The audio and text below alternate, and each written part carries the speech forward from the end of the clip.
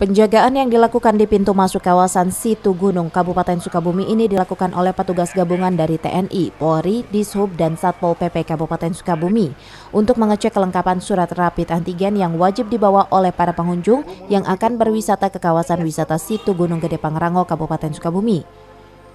Pengecekan ini dilakukan oleh petugas untuk mengantisipasi masuknya wabah COVID-19 dari luar Sukabumi. Dalam pengecekan ini, para wisatawan yang kedapatan tak membawa surat rapid tes antigen diwajibkan untuk menjalani tes swab yang disediakan di luar pintu masuk kawasan wisata Situ Gunung.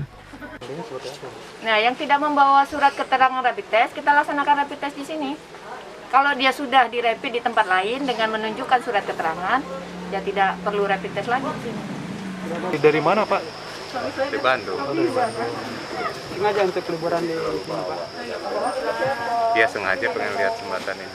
Tahu nggak, Pak, kalau di sini ada rapid test seperti ini, Pak? Nggak tahu. Kalau tahu siapa siap-siap. Berarti sekarang udah ini ya, Pak?